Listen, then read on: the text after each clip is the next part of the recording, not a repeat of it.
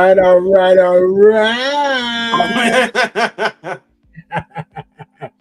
All right, people, y'all know what time it is. Y'all see this trio right here. It's your boy, Old Man Logan, and welcome to BlvdAve Radio. I was legit getting ready to say welcome to Gas Station Peas. I don't know why. But welcome to BlvdAve Radio, y'all. What's poppin', people? It's the Kid Gas Station. People, what's going on out there? Well, it's the Brandemic King B. What's happening? Yes, sir. TikTok, want to say what's up to y'all. We are on TikTok as well. Shout out to Jessica Cartier right now checking us out. Okay. Shout out. All right, so fellas, how was y'all weekend? Sunday evening, we getting this pod, you know what I'm saying, done. It was cool, man. I had a good time. Went to go see the movie Him.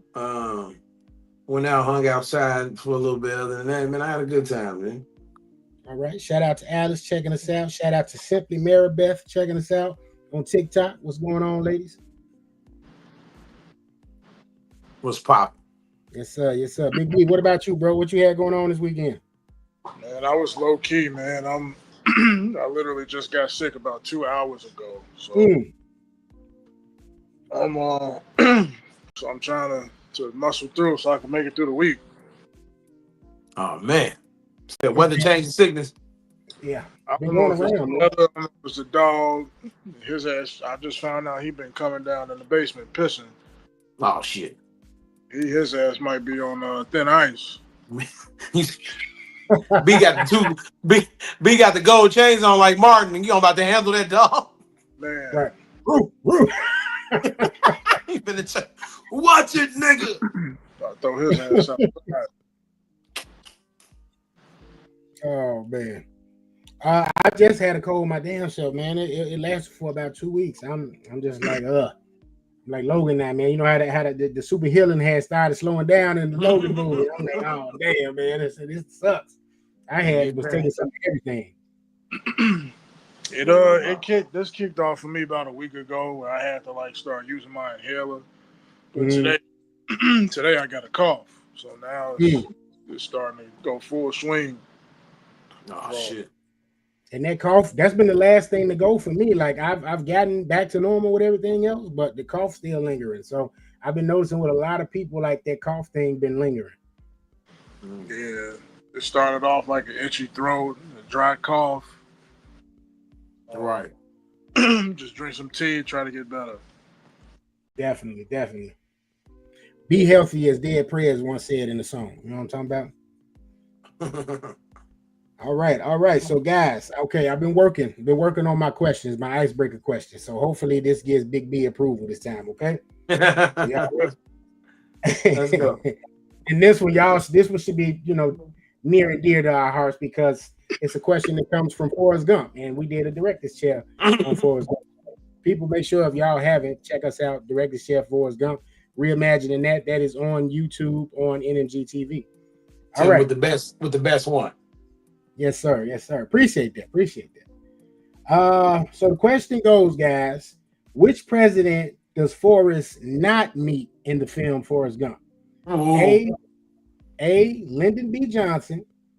B. Dwight Eisenhower. C. Richard Nixon.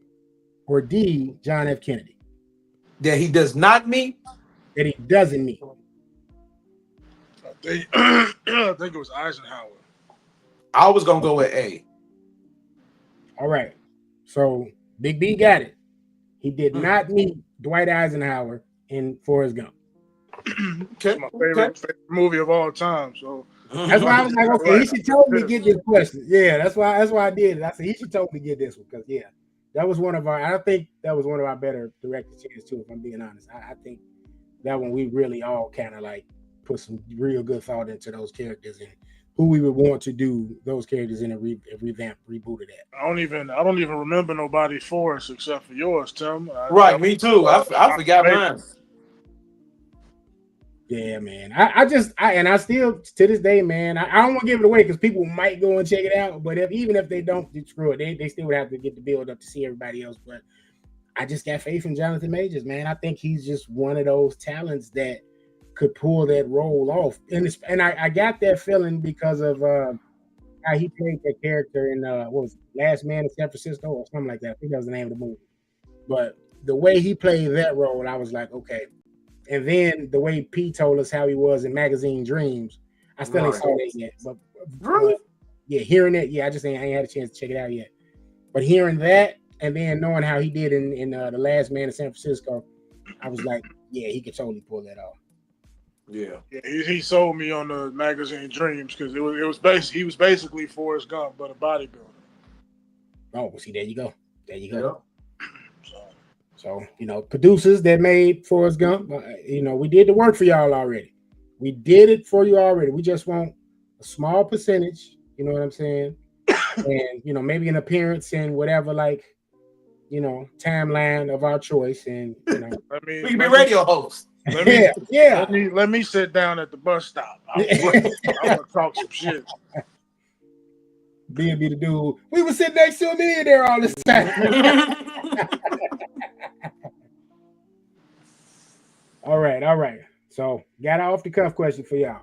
Again, kind of going back to the future, and this was something we discussed. We did not do director's chair on The Last Dragon, but this question is Last Dragon centered. So, here we go. You're a director who's gotten the green light to write and direct either a direct sequel to The Last Dragon or a prequel for Sony Pictures /TV. Which route would you go and why? But you can't do a sequel because I wouldn't say you can't do a sequel. I would go with sequel. Too far. Old sequels we get in no. I mean, unless you did it in like the 90s. Yeah, I would do a sequel in the 80s, 90s, whatever. Yeah, I would do a sequel. The prequel, you can, but I think the sequel you can go more depth into, like, what's my boy name? Show Enough and his crew, and where they come from. Or you can do that in the prequel actually too. You can see where the fuck because nobody knew. Show Enough just busted a movie theater out of nowhere. Right. Since he from Harlem, the Shogun of Harlem. So yeah, you could do a prequel. You could do both. I'll pick sequel though. I think I'll get sequel. Okay, so P going with sequel. B, what would you do? It would have to be a remake for me. You say you want to reintroduce it to everybody, to the youth. Yeah, I'd have to give it the same like age range and everything. Okay. All right. Shout out to Billy Bradford joining us on TikTok and your lady Abasado on TikTok. Thank y'all for checking us out. My answer, y'all, I'm going to do a prequel, and it ain't going to be centered around Bruce Leroy. I want to do a prequel because, much like Pete said, we don't know nothing about Show Enough. Enough. And my prequel will be centered around Show Enough and him and his journey because he got the glow. He had the glow already. Right. Yeah. So, yeah. My prequel will be centered around him and his journey. His what do they call it? Their trainer, the guy that sensei. His sensei showing him the way. How does he, go toward the quote unquote bad, I guess, if you will, instead of doing like the good, like Bruce Leroy was. So I would totally do a prequel, and it would be centered around Shogun, and that would be it. The Last Dragon, Shogun of Harlem. That would be the title. And everybody loves the Shogun of Harlem, no matter how you look at it. Like Show Enough was raw. Now it didn't have to be a movie for me either. I could do either or. Like it could be a movie or it could be a television show, but that's what I would do. I would go prequel with it. I fucks with it. All right, people. So y'all let us know, man. What would y'all do if y'all were in the director's chair and you had the option of doing a prequel or a sequel to The Last Dragon? Got to say rest in peace to Vanity. You know what I'm saying? Denise Matthews, I think is her real name. I'm trying to think of my boy name that was Shogun. I want to make sure we say rest in peace to him too. I thought he was Candyman. Who? The dude who played Show Enough. You did? I swear, I thought for a long time I thought he was Candyman, dude. I swear. Tony Top. Julius Carey. That's who played Shogun. Yeah, Julius Carey. He was a police officer in some, I believe, too, as well. Like a TV show is I think. You know what I remember him in outside of being Shogun? Here we go. Briscoe County, The Adventures of Briscoe County Jr. with what's my man name from Evil Dead? Bruce Campbell. Bruce Campbell, yeah. Yep, I remember him being in that. That seemed like it was on forever, but I guess it was only one season. Damn, for real? I'm looking at it right now on here, and it just seemed like those episodes, man, unless they were just in heavy rotation. But yeah, it only got one. It got one season. Yeah, rest in peace to the Shogun of Harlem. But and he was in the New Guy. But from Chicago, of course. Yeah, there you go. And he's from the New Guy. I mean, he was in the New Guy, the movie New Guy. So, did you have a character in mind to play young Shogun? I that part I did not. I didn't sit down and think of an actor that could take that role. I mean, if we were going old show enough, I think Deion Cole would definitely kill it. If we was going old. Everybody want Deion Cole, and that's why I say I would do a remake, because then I could just throw Deion in there. Yeah, true. But man, we could try to spitball it right quick. Y'all got any ideas who would be your Shogun if you had to recast him right now? A young Shogun. Oh, a young Shogun. My man from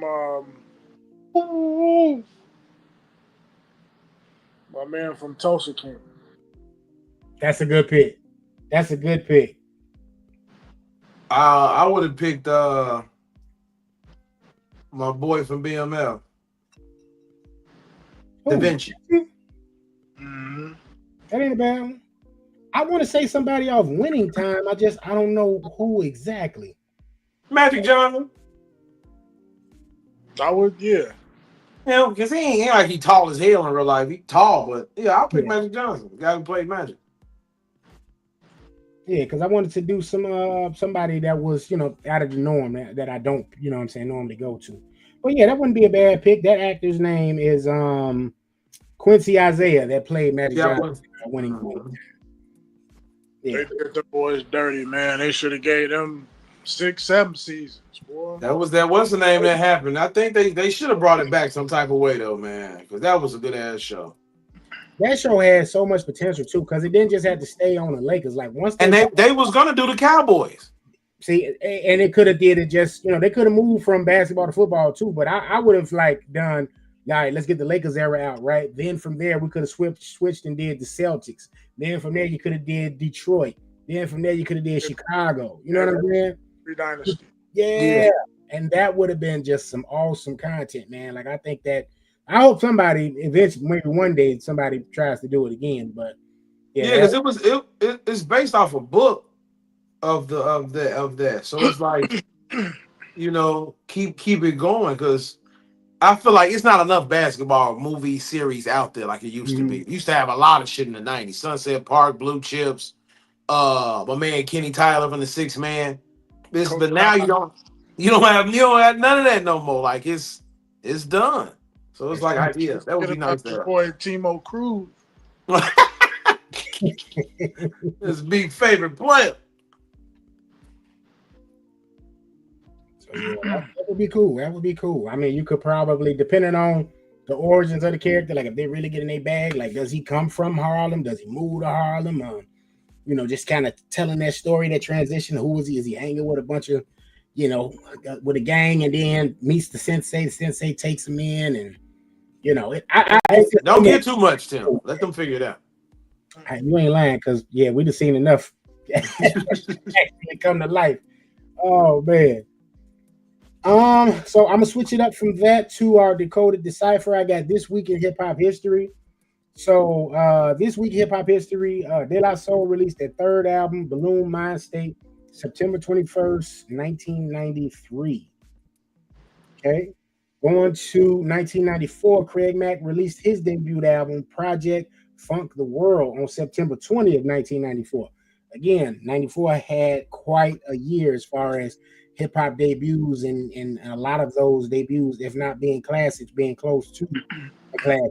Craig Mack having Flavor in Your Ear and the remix, which were both, you know what I mean, especially the remix, classic material, you know what I mean, that set off the careers of Big.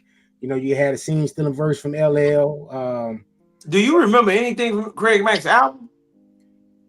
I remember he had a follow-up. The follow-up wasn't bad, but it you know, what they did that remix and Biggie stole a lot of his thunder. Right, it was like you didn't. I forgot the nigga was signed. Yeah, the remix, you know, set up Biggie to like, you know what I'm saying, just skyrocket. Yeah. There, you know, Craig Mack was a memory. I think Craig Mack even did a second album with Bad Boy, if I'm not mistaken, but you know. Yeah, the thing was Craig Mack was dissing Biggie on his album. I remember that. Oh, so he's a little jelly over there. He's a little jelly. Yeah. Okay. Let's see. But before you move on, 94 was probably the best year that we've seen as being alive on this earth. That's probably the best year we've ever seen. Now wait, when you say that, you saying everything or everything? Now wait, you got to expound on it a little bit. Like what? I don't know. I can't remember what the fuck happened in 94. I remember 94 was one of the hottest summers I've ever experienced. Let me see what else happened in 94. That was the year Yummy Sandifer was fucking causing havoc in the city. Yeah. Who? Yummy Sandifer. Yummy. That little 13-year-old boy that. Damn, that was in 94.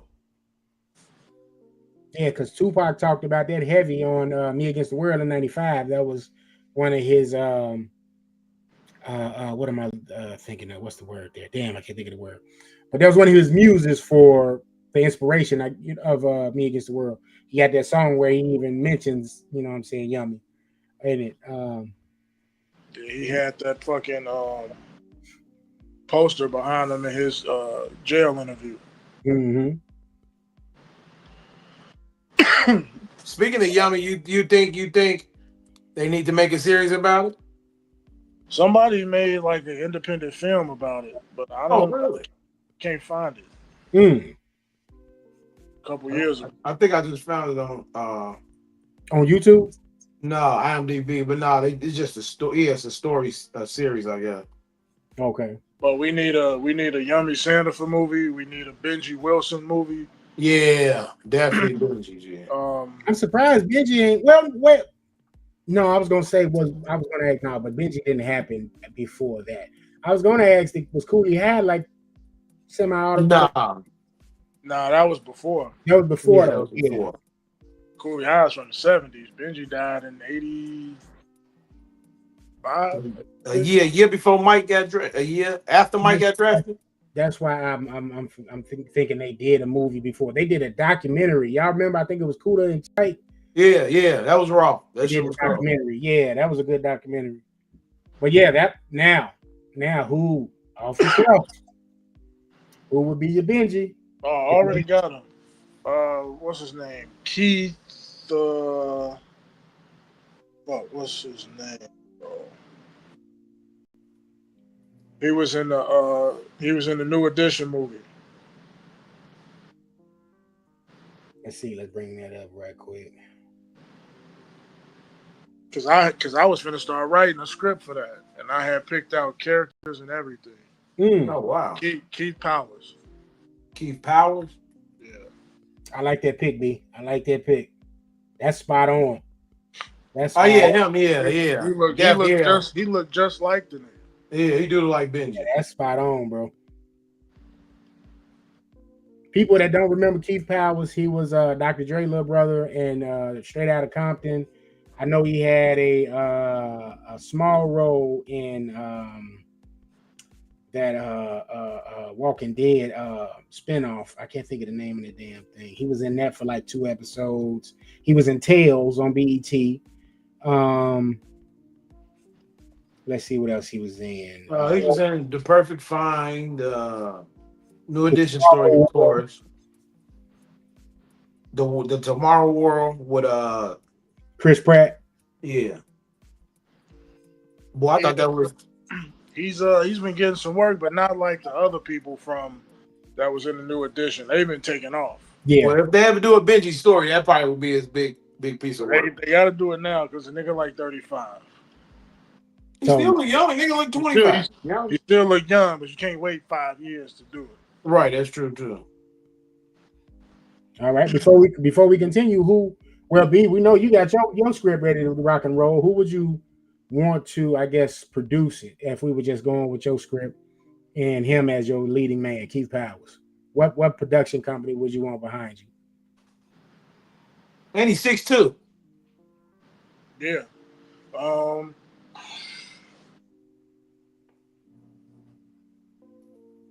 don't know. I know it's B movie, but I will pick somebody like in the Cody and Sheik era to give it that Chicago feel. You know, you got the mind of Chicago. They will have the mind of Chicago. I will get those guys.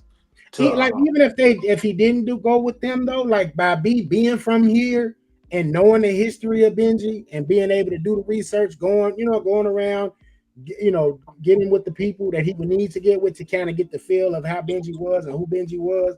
I think he would be good in that space.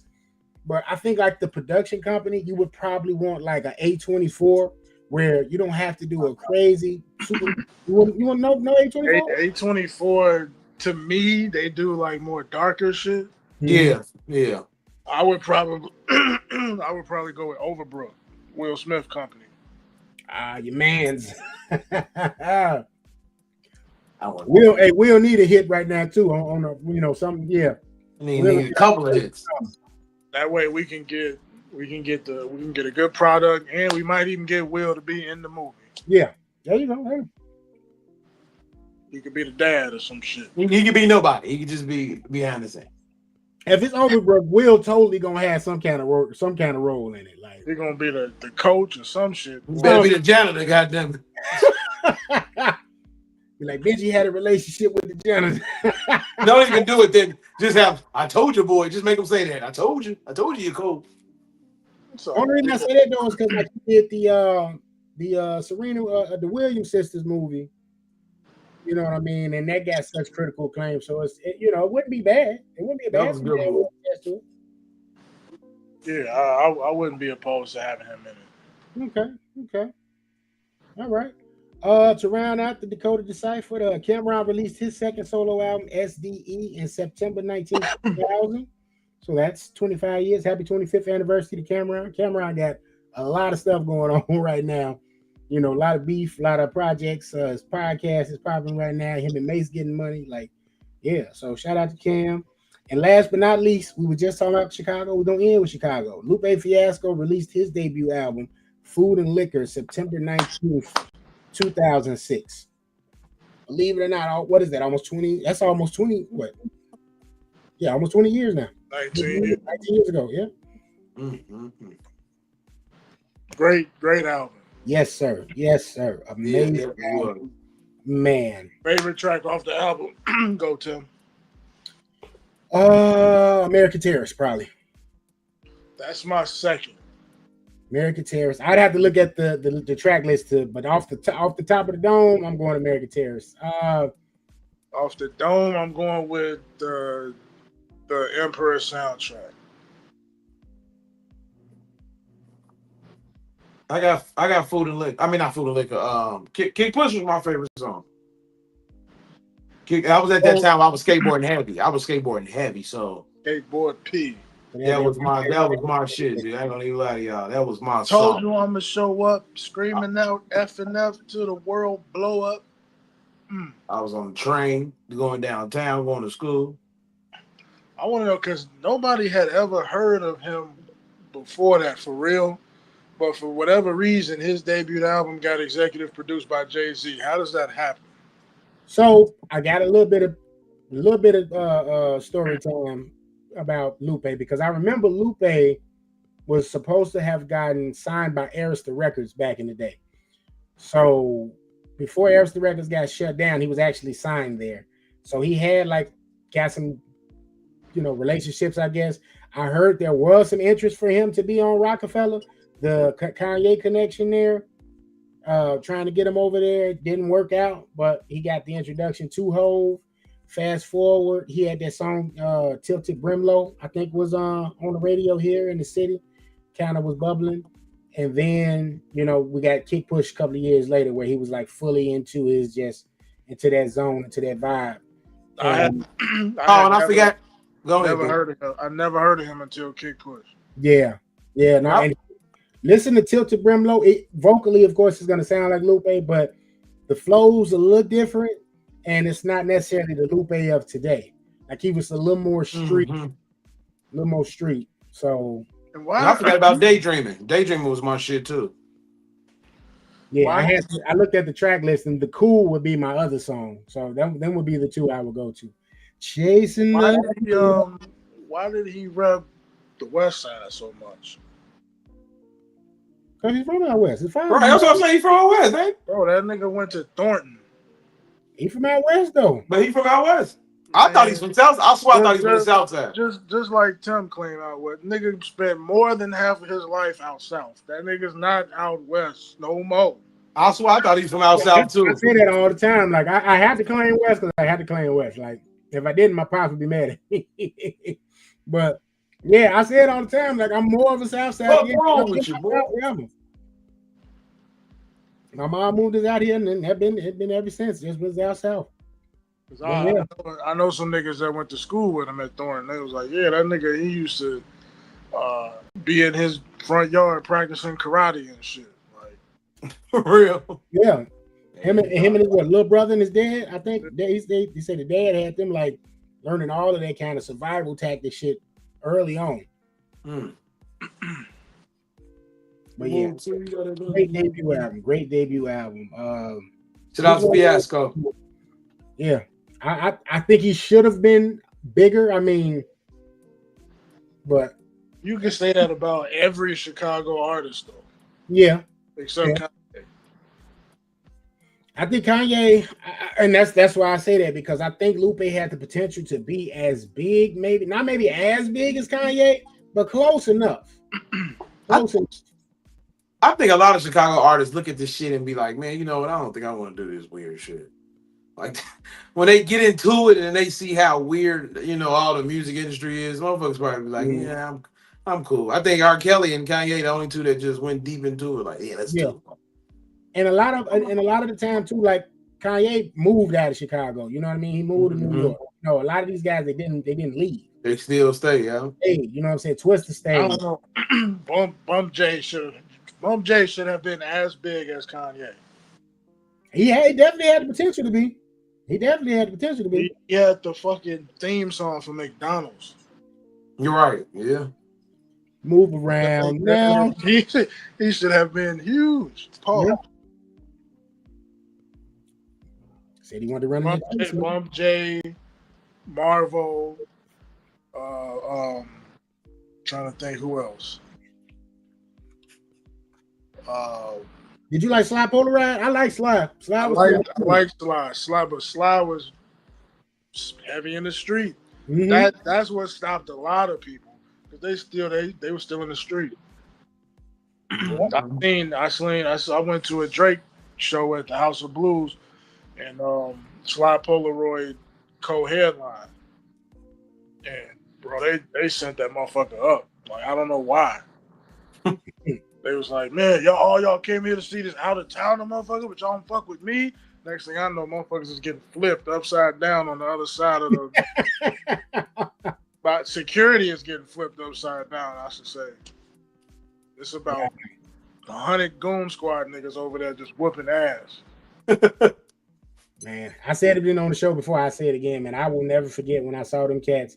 He was at least 40, 50 deep in Ford City. They was going to the little jeweler. They had the Benny and Company watches there. This was like right before the Jacob the Jeweler watches, I think. Oh, no, this was after, but the Benny and Company watches was like, if you didn't get the Jacob, you had a Benny and Company watch.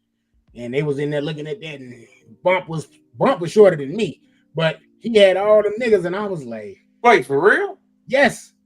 No. Damn. Yes. Wait,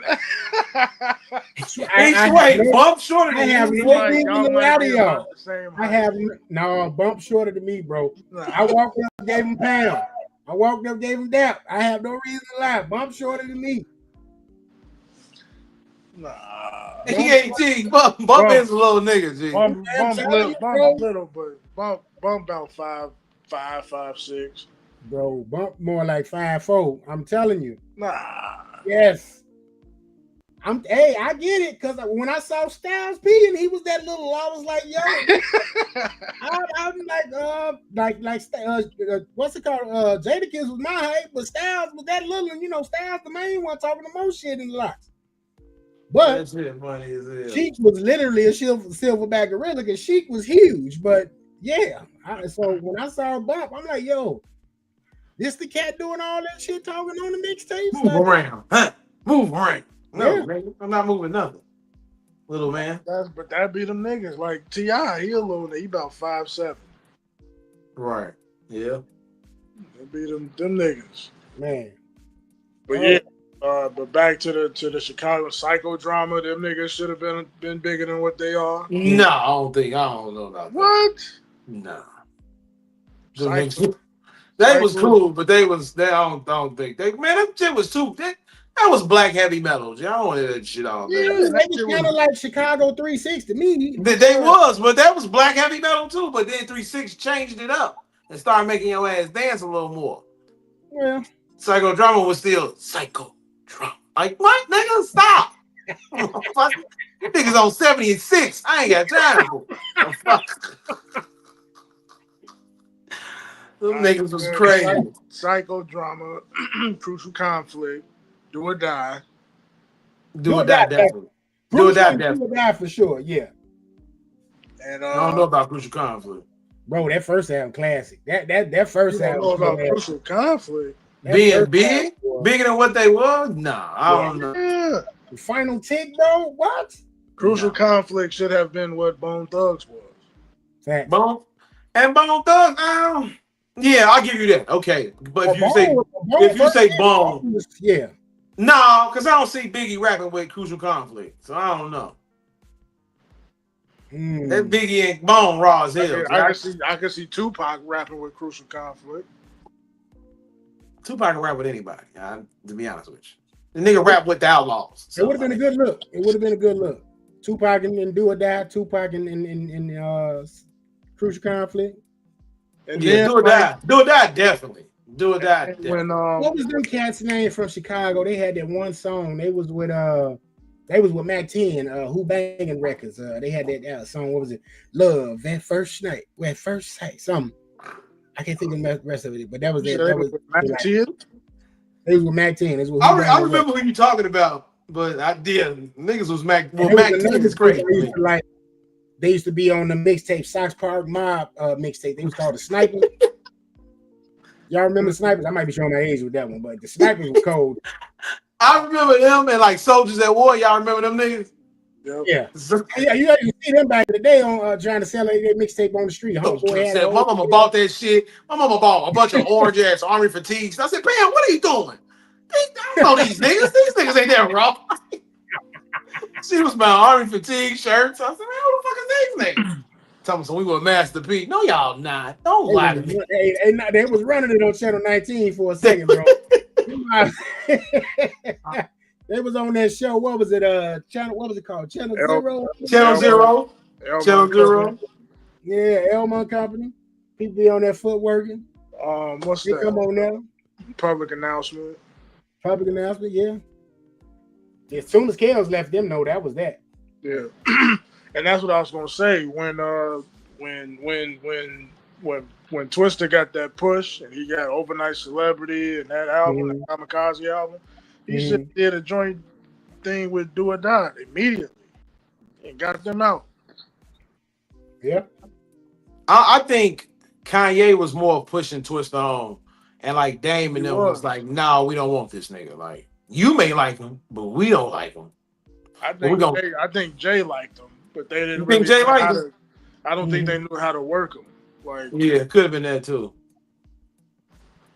I mean, and you got to remember too, Twista, like the New York cats definitely fucked with Twista because Twista was on the Puffy No Way Out album, like, and that's one of the best songs on that album. Is This the End?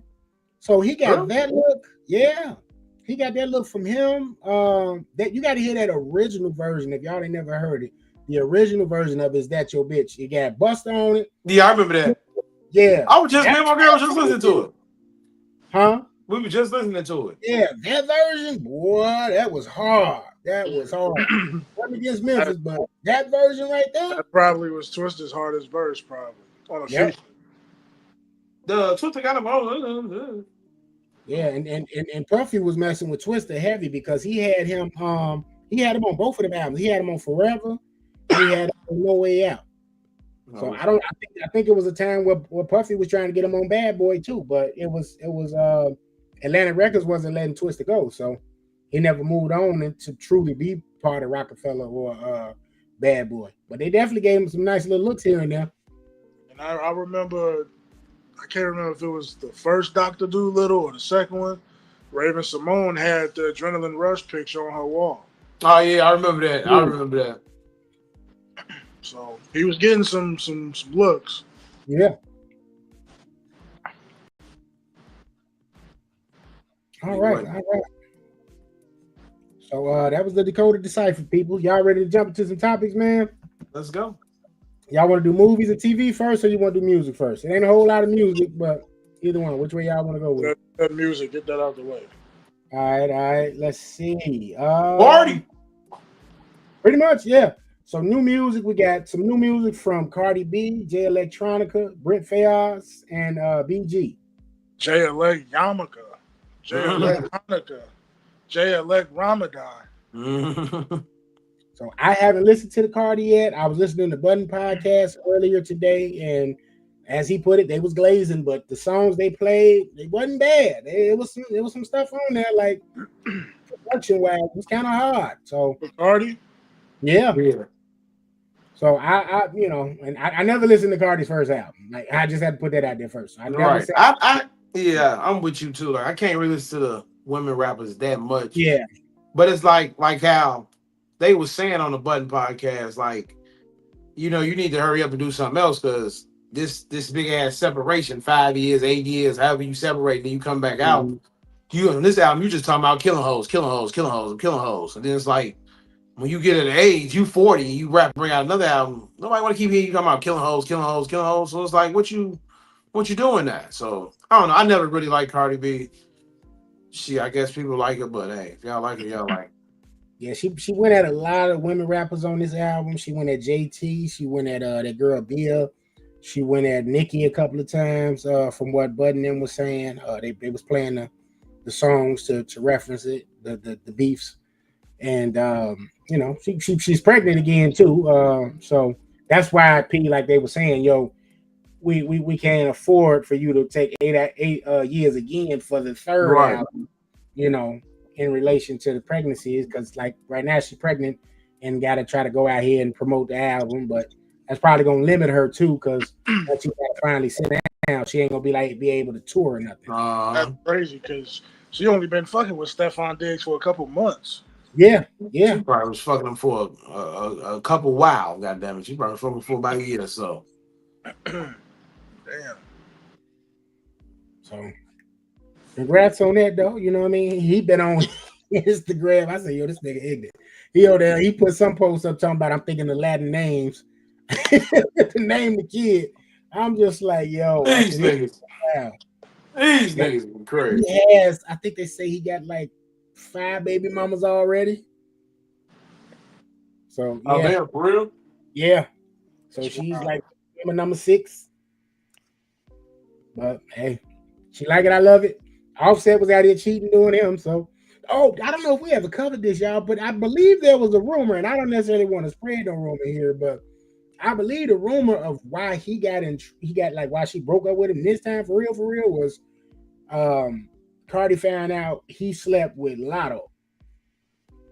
They was saying that she was saying, wasn't Lotto the one fucking what's the name, right? Quavo one.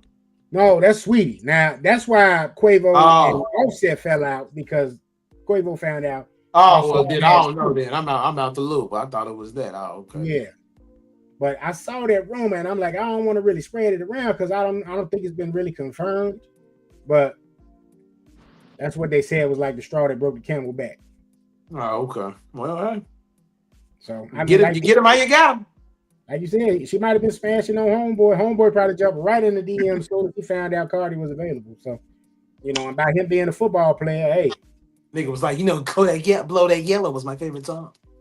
Hey, it's his turn. It's his turn. Yes, sir. Turn. All right. Let's see. New Kanye West. Let's go. Kanye. Who's next? Oh man. P. What? I said you next. No, I was laughing at P. No, he said who's next? I said P. Oh no. Cardi B ugly than a motherfucker to me. I don't even like her. I'll take a turn. One man said RoboCop. I'll buy that for $1. All right. Let's see. New Kanye West doc is out now in theaters. What's out? Yeah, it's out. From Kanye to Ye in Whose Name. So let me get a synopsis for it. It says, immersed in Kanye Ye's world of extremes for 6 years, Nico Ballesteros, that's the name of the director, documented over 3,000 hours of footage bearing witness to brilliance, breakdowns, triumphs, turmoil, paranoia, and intensity that increasingly shaped Kanye's current day world. I saw the little clip. He was arguing with Kris Jenner. Yeah. I don't know if I want to watch it. I do. Mean, when they come out on streaming, I'm sure I will, but I'm not about to go to the theaters to go see that shit. Oh yeah, I'm not doing that at all. Yeah, I'm legit waiting for it to hit Prime. I'm sure it's gonna hit Prime probably, or might land at Netflix again because Netflix has the other doc there. So I was, I am interested in seeing it. I saw the trailer for it and I said, you know what, this looks kind of interesting, and I just to see that kind of person's like day to day, if you will, and see what kind of makes them tick, what their motivators, their motives, I guess. Mm-hmm. It kind of look interesting. But yeah, I'm not going to the theater to check that out now. Like with documentaries, especially, I feel like you need to be able to be in a certain type of setting where you could just kind of digest what's in front of you, and not necessarily have people going back and forth having these distractions. You know what I'm saying? That can take place at the theater. So I'm just kind of like, nah, wait. But for the people out there that's Kanye West fans still and want to go see this documentary, it's out right now in theaters for a short run, I believe, and it'll be coming to streaming site soon. So yeah, streaming apps rather, not sites. Okay. Let's see what else. Dame Dash. So Dame Dash had an interview with the Breakfast Club this past week, and it was another one for the books. Dame Dash in this episode, in this interview, he feuded with Cameron, Mace, and the Breakfast Club's DJ Envy and Charlamagne the God. So this one, I think, takes the cake, especially from their last one. It's just some chicanery at its finest. Did y'all get a chance to see it? Yeah, I listened to it. I checked it out. Dame is like, he's stuck. You ever watch My Wife and Kids? You see the episode where Cat Williams was playing the dude and he was stuck in the 80s. It's like he couldn't get out of that time. Like, this is my time. My therapist says this is who I am. That's what Dame Dash is. He's stuck into that moment when he was Rockefeller, when he was the man doing all this. Now, I don't know if Dame broke or not. I don't really care. But the fact that you get on here and you try to prove a point to people who really don't care no more is because you ain't been seen in the limelight like you used to. Your biggest artist left you, and you just out here doing whatever you're doing, but you want people to see you because you're a Harlem nigga, one. Harlem niggas ain't gonna never stop acting the way they act. Look at Jim Jones, 72 years old and still working out on the fucking corner. So it's like these Harlem niggas is just, they kind of weird. Like, you just won't let the shit go. Like, we cool, you doing your thing. We know you the man, damn, you always gonna be respected. Why are you on here making a mockery and lying about everything? You just sat there and lied and said, Revolt is the chairman, and Revolt came out the same day. Said, wait a minute, no, you're not with Revolt. What are you saying, bro? Like, don't lie like that. Like, just stop it, dang. You ain't got to do all that to keep yourself. And I hope you're not doing the trolling thing, because For you to scream, I'm a boss, I'm a boss, I'm a boss. So you doing the total opposite shit. Like you just trying to be in somebody's eye for what reason? The whole conversation you telling asking Charlamagne to tell you something and you not even responding and right. You skipping it to ask him another question. He asked you a question, you asking him, you answering it with a question. Like, bro, what are you doing? Right. So it's like, I don't know, man. Dame, I don't know what Dame got going on, but I kind of think he's stuck in his time and he won't let that shit go. He can't let it go. Yeah. I don't even think it's that. I just think that he's just a fucked up person. Like, he's very argumentative. Like, it's my way or the highway type shit. And I even seen, like, the reality TV show that he had with his family. With his brothers. His kid. He argued with his kids, his son, his daughter. Bro, like, it's everybody that he come in contact with is conflict. And that's business, that's personal, it's everything. Like, at some point you got to look in the mirror and be like, why is all this shit happening? And then he want to scream, I'm a boss, this is what bosses do. Like, come on, bro. But if that's your claim to fame, then maybe we need to look another direction, because boss shit done got you ostracized. It's getting you looked at in a bad light. So maybe let's go work for somebody. Let's be a partnership with somebody. Let's go another route. Completely agree. Dame was somebody, man, as a person that was an aspiring artist at one time, I really looked up to and looked at as an inspiration. I'll never forget, man. The first time I saw the Nextel i90C phone, I saw Dame with it. It was a cover of Black Enterprise that had Hove and Dame on it. And Dame had that phone. And, bro, I made it my business to find one of these little phone places. You said Nextel what phone? It was the Nextel i90C. So it was like a navy blue phone. It flipped. It was the first time because Nextel's prior to that phone was just like these huge bulky phones. Oh, okay. I see. And this was the first time they changed the design up, made it smaller and, more compact, like standard for that time. And he had it on there. I made it my business to go grab that joker. The only other person I saw with that, because at the time I was working at the airport, I saw Lil Zane with that phone. And people basically had that phone and a two-way. And I was just kind of like, yeah, I'm on because I got this phone. You know what I'm saying? But he was somebody that I looked at as an influence at one point in time. But much like B said, like, he's his own worst enemy.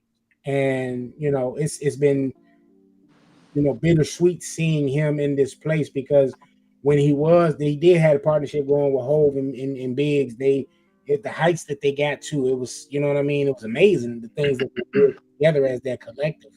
Rockefeller was something a lot of people aspired to. I wanted a Rockefeller chain bad when I was young. But to see where he's at now, it's like, damn.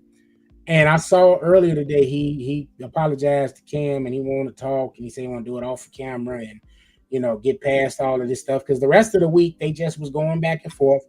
Cameron responded on his Talk with Flea podcast, and he said his piece. He also, referenced it. Him and Mace made some jokes about it on It Is What It Is podcast. And, 50 was just like, yo, what's going on with this dude? Like, because the news got out that 50 acquired the rights to make the Paid in Full story into a television show. And he's going to have Cameron, co-executive producer with him. And it's like, instead of this being a moment where you're proud and you're happy for your guy, because Dame put Cam in the original film. So to see somebody from the original film being associated with this show, you should be happy about that, Right. So I think Dame has gotten into with a lot of this stuff, and that's why he is where he's at current day. And like B said, man, it may be time to hopefully at least maybe it's not too late for him where he can flip the switch here and maybe somebody would be willing to take a chance on him again. But right now though, yeah, it doesn't seem like the guy is trying to do anything to rectify a lot of the wrongs that he had out there. When I saw how he was talking to his brothers on that one thing, I think we sent the clip in our group chat. I was just kind of like, yo, like however you feel like whatever you've done for somebody, you do not disrespect men in that fashion. Like in front of people. Yeah, right. Blatant disrespect. And, that's not gonna go over well with anybody. So it's like, bro, you kind of bringing this stuff on yourself because, like B said, you just treating people wrong. Like that's not gonna get rewarded. Like I don't, karma does come back to you, and it's been kicking Dame ass. Yeah, just always wanting to be the loudest person in the room, and we know what they say about the loud people. Yeah. So, he should have just played the back like Biggs did. I mean, obviously Jay had to be in the front because he was the artist and part ownership. So, but just stay back, make your moves, collect your money, make more moves. I always think about that one. It's a clip. I guess they was back. This might have been off the Backstage movie when they was talking and everybody was. He was getting his haircut. No, it was like they was all in a group talking like, yeah, we got blah blah blah, we got this and we got that. And Jay was just tearing off, like pissed off, like here this nigga go again, yapping off at the mouth, talking shit. Yeah. So. But speaking of Cameron, though, Cameron had some stuff going on his show too. On It Is What It Is podcast, they had to kick off Adrian Broner because that bum ass nigga, man. He couldn't concentrate in the interview because he kept trying to holler at Shorty Trezor Wilson. They just put out a video of him trying to skip out on a bill at a $2,200 bill in a restaurant. Just saw that. They're like, that nigga, man, go sit down, man. Y'all are school for scoundrels, man. Like y'all are just out here. Y'all just out here doing anything, making yourself look dumber and dumber and dumber and dumber. Go sit the fuck down, bro. Like, go sit down, G. You lost it. Keep what you got and just chill. He going through it. I mean, and those are just weak motherfuckers. You know what I'm saying? Like, they can't handle the fact that they not where they was. That shit crazy. Not lashing out. Bro, you can't be out here like, bro, you got about 8-9 babies to take care of, bro. You got to be on top of your shit. Even if you're not boxing no more, there's other ways for you to make money. Go out here and do some analyst shit. Like, train some kids. Bro, fucking Canelo and Crawford just had one of the biggest fights ever. You should have been ringside calling that shit. You know boxing. You fought one of them niggas before. Like, come on. Right. Yeah. Bro. Who was that? Was that Triple G, Adrian Broner fought? I would say he been the same since that fight. No, man. it was Maidana. Was that him with the brakes on him that one fight, man? Maidana broke his jaw. There you go. Yeah. Man, he ain't been the same since. It was just downhill since then. And Adrian Broner was one of them guys originally. People, he was a cocky fighter. He did used to win, but he started. He was charismatic. He'd get in there, talk some shit, and he would perform. And he was associated with the money. He was under the money team at one time, right? He may have been training with Floyd. But once Floyd don't want to deal with you no more, man, that kind of just tell you the tale right there. But hopefully he can, like B said, man, there's other ways to get money out here. You know the sport of boxing. Like B just said, he's a charismatic guy. Like that's them the type of people you want on commentary because it's gonna bring flavor. It's gonna bring people. It's gonna attract people. It's gonna attract the casual fan to the sport. You know what I mean? He could have been on like Showtime Boxing or something like that as a commentator. Mm-hmm. Or if it's too much, bro, start a podcast. Bro, there's no that I know of. There's no boxing podcast that's like on top. Mm-hmm. There's a lane wide open for you. Mike Tyson was the only one, really. And he wasn't really talking about boxing. He was talking about smoking weed and all his crazy shit that he used to do. Right. Yeah. He was doing like interviews and shit. Yeah. Like, right. You're right. I now that I'm thinking about it, I don't think maybe could be one out there, but I don't know. It might be, but I don't know about it. Yeah. And if it is, it's probably just talking about boxers now, like what they doing. Right. We're probably really talking about no other shit. but Adrian Broner got that, like you said, that charismatic factor about him. He can draw people in, make people want to watch it. So, niggas is weird, man. Definitely. I know if I had that name, that's what I would do. Yeah, because you got enough of a name to monetize, and he's not doing that. So, I'm gonna still a page at a button book. Thoughts and prayers. Hopefully that guy gets straight, because Cameron kind of sounded him on camera too. He gave him some money, like, yo, I'm gonna pay you for your time. But no. Cam did exactly what he was supposed to do. I'm just talking about the money aspect. As far as saying, yo, bro, I told you, a boyfriend here, you value. Like, he totally did what he's supposed to do. Now after he gave him the money, Cam did some bullshit. Called that nigga a junkie. Yeah. Right. Like, after you gave him the money and he left, that should have been it. But of course, these Harlem niggas, they talk, you know what I'm saying? So, like, man, junkie ass nigga, don't fuck with you. But you just said you fucked with him 5 minutes ago. So, like, yeah, that was weird to me. Yo, shout out to DD on TikTok. Shout out to Lee on TikTok. Better Life, shout out to you. Content creator Leo, shout out to you. Linda Lee, Gio, Kimmy J, Anthony Davis. Shout out to all of y'all checking out. The basketball player? Hell no, I don't think so. Straight AD, what up, nigga? Sarah McGavin, Harley Caldwell, The Slade Blade, Benji, Nico Prinzetti. That's a couple people checking this out.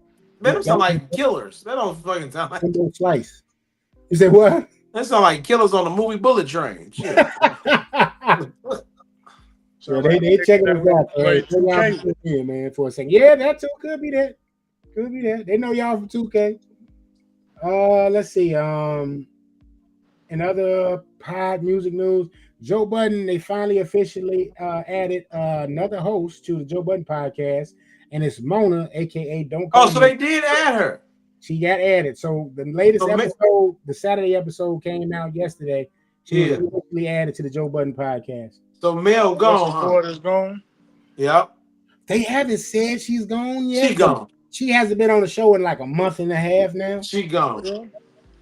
My homie who watched the show with me, she was talking. I mean, Joe Budden announced something like she was sick or something.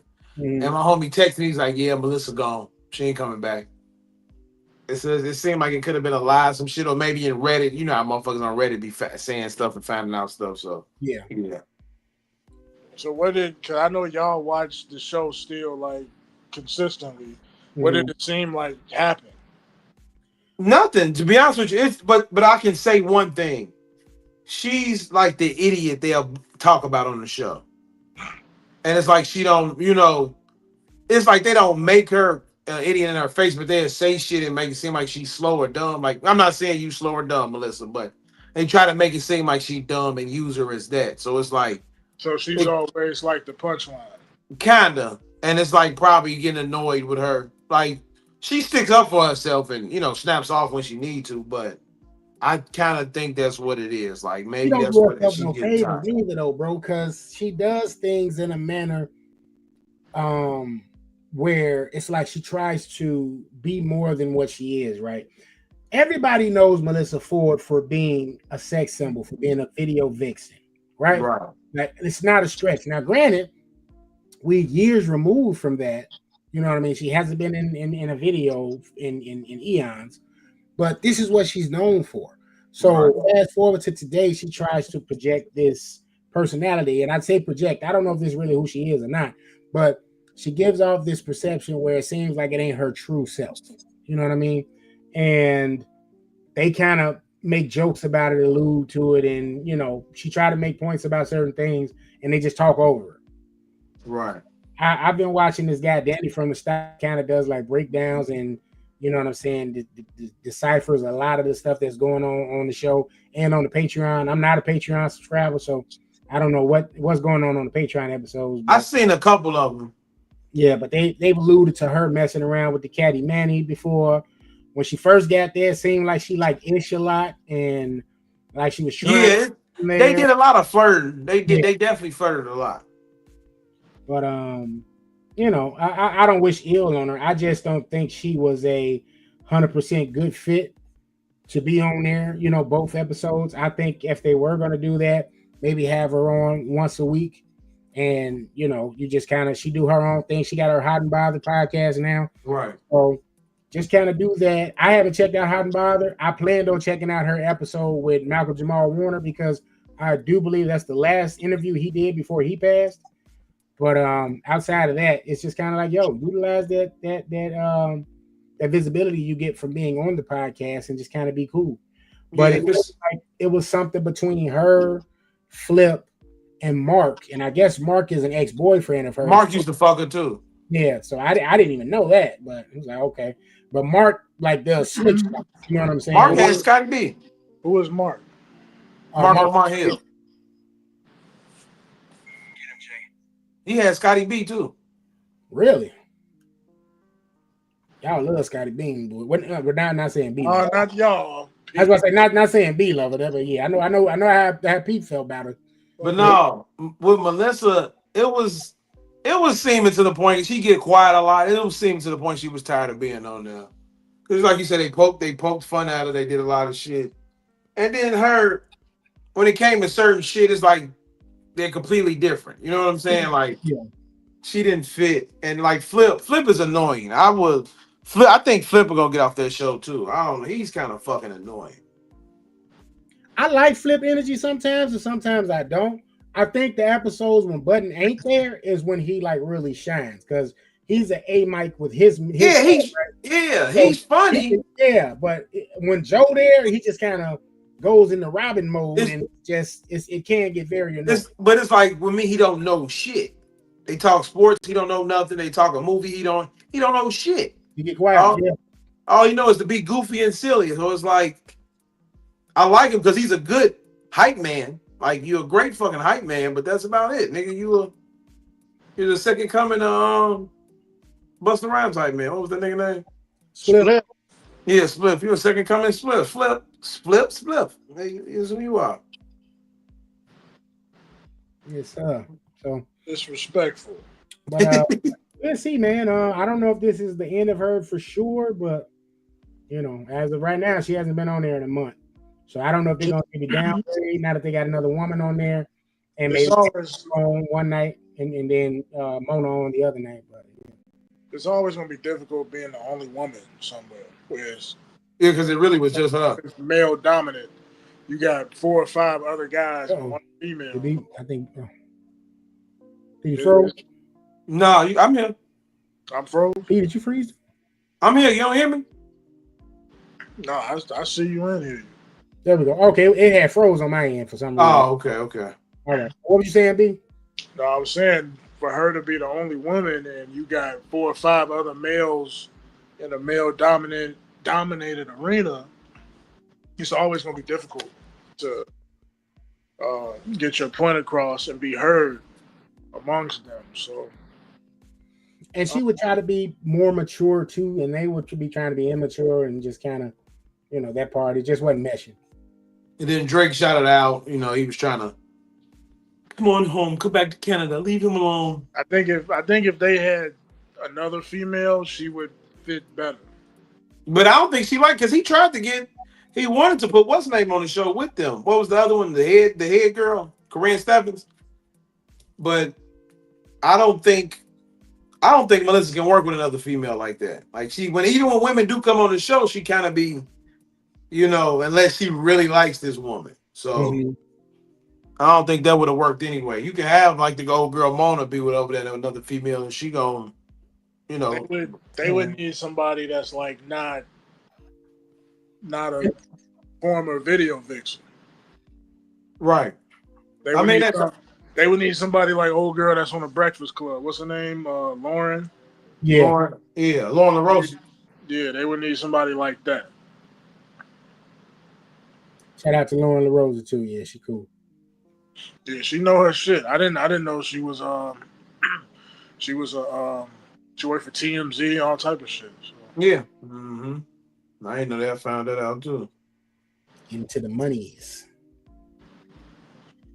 All right. So yeah, man, we're gonna move into movies and TV news, y'all. Shout out to let's see who we got here. Anthony Figueroa, Jared, Everall. What's going on, everybody?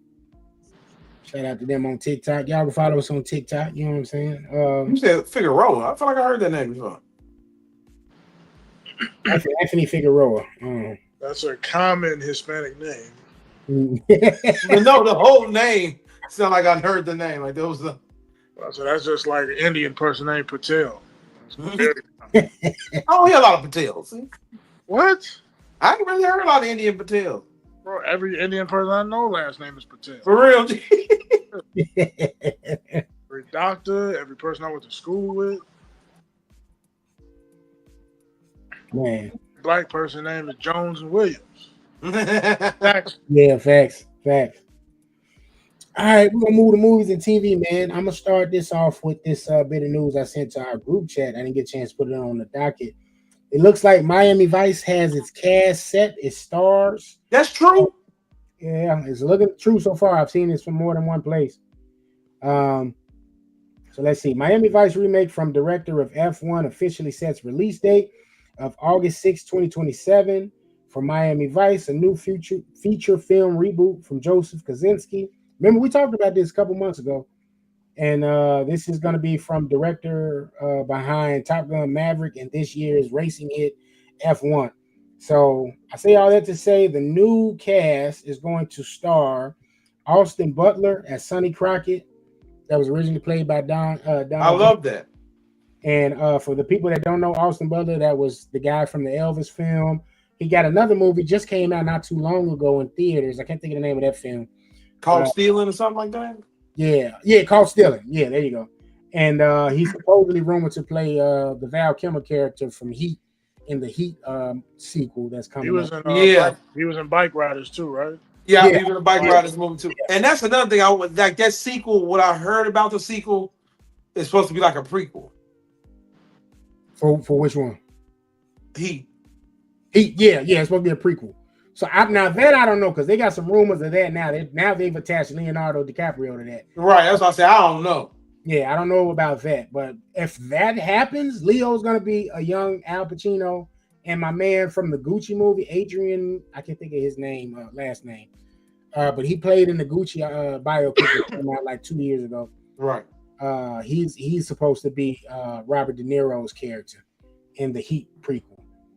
And then we have your boy, rising star Aaron Pierre as Ricardo. Super nigga. Yes, sir. Originally played by P's daddy, Philip Michael Thomas. My dad, play it, man.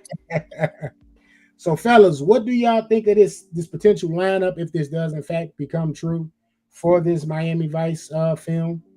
And do y'all think this could potentially eclipse the Jamie Foxx and Colin Farrell reboot we got in 2006? I kind of personally don't like it because you got super nigga, big ass Aaron Pierre, and then you got little Elvis in the movie. Like, dude, little as hell compared to Aaron Pierre. And it's That's like what I was gonna say. I like Austin Butler. I don't think I like Aaron Pierre. I don't think I like Aaron Pierre as the role as Crockett. They could have gave somebody else Crockett. You got somebody in mind, or y'all got somebody in mind? I don't know who could be Crockett. Like, I got somebody who can probably play it, but he's not he doesn't have a look for him. It's a tall order because Philip Michael Thomas was a pretty smooth dude. Like, that's what I'm saying. He's the guy I'm thinking of.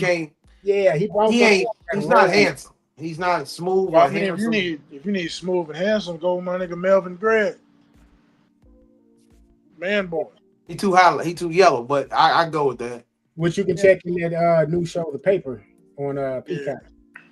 I was gonna say either you can. I like the acting wise. I think Jermaine Fowler can do it, but I don't know. He won't look good at it at all. But acting wise, I can see him do it. Or you can pick my man Sequoia Walls. You can try him. Either them two. Let's see. Jermaine Fowler was in Coming to America 2, The Blackening, and Ricky Stenicki. Mm-hmm. Okay, and what else? Oh, he was in Sorry to Bother You too.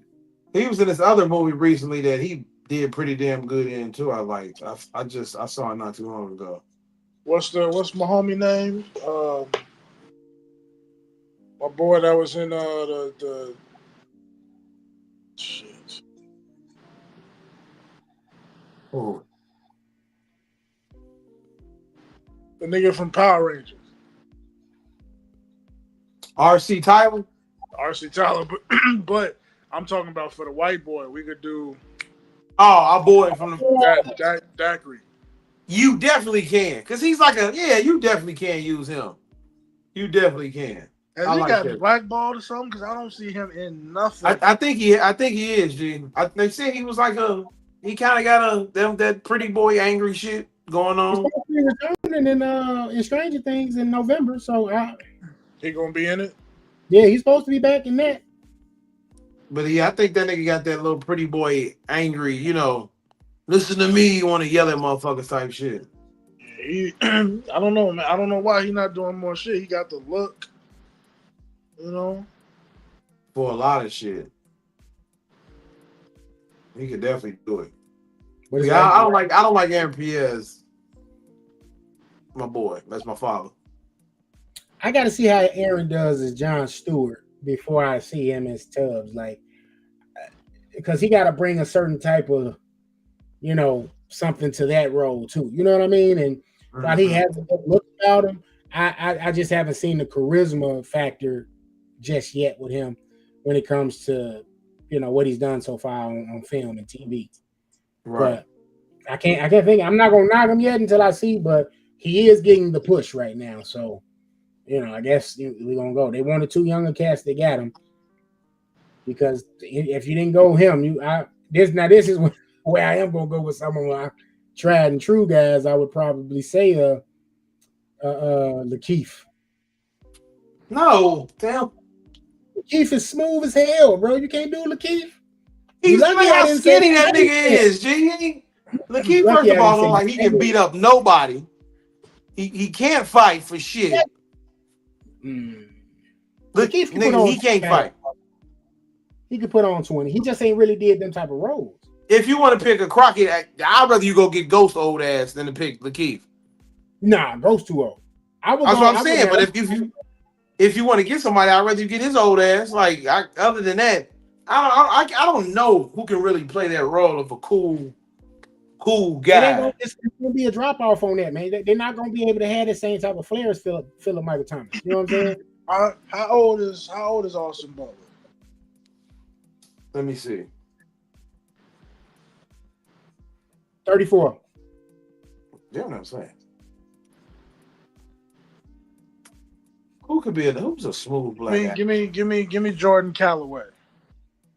Who was that? Jordan Calloway played in Black Lightning. He was the boyfriend, the black kid.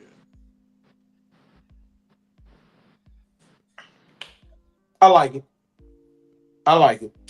But no, opposite of Austin Butler, no. If you give me Jordan Calloway, you gotta give me another actor. I think that's it. Cause he ain't into a lot of shit. I think that boy Austin gonna kill him in the movie. But he got the look. He's swole.